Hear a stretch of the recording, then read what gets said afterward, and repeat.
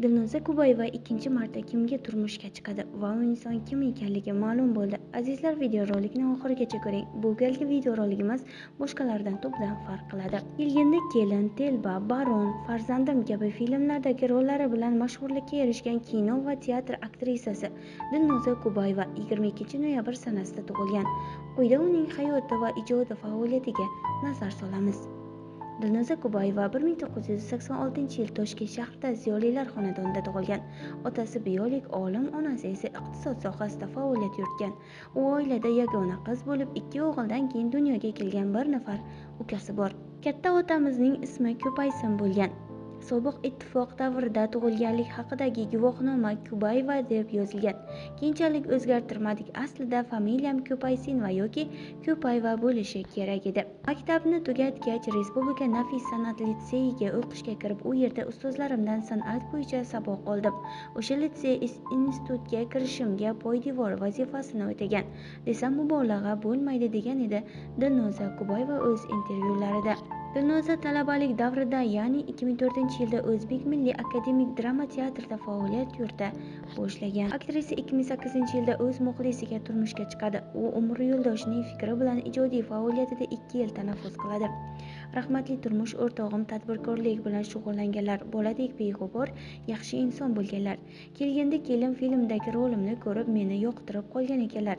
O'sha vaqtda ich-ichlaridan shu qiz meni rafiqam bo'lsaydi degan kechinma tuyg'u o'tgan ekan. Keyinchalik o'sha vaqtda ichimdan o'tgan tuyg'u ijobat bo'lgan deb xotirlab yurardilar. Mendan dastxat olish bahonasida teatrga kelganlarida tanishib qolganmiz. Birinchi muhabbatim ham, balki so'nggi muhabbatim ham rahmatli jufti halolimdir.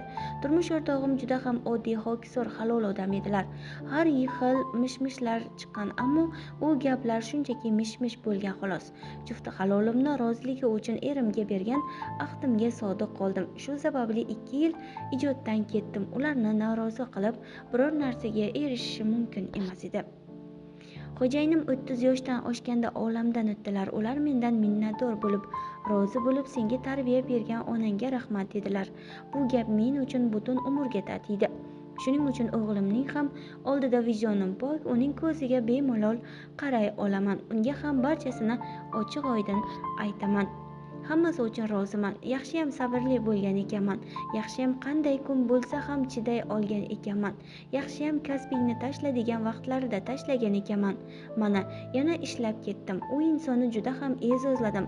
Xuddi yosh boladek. Kezi kelganda emizikli bolamni onamga tashlab, ular bilan birga kasalxonada qolganman, deydi u. Dilnoza Kubayeva mishmishlar va muhokamalar markazida bo'lishni yoqtirmaydi, lekin bir necha yil oldin O'zbekiston xalq artisti Ozodbek Nazarbekov bilan oila qurgani haqida gap so'zlar bolalagan. Keyinchalik ikki ijodkor bu shunchaki mishmish, asossiz gaplar ekanligini ommaga ma'lum qiladi.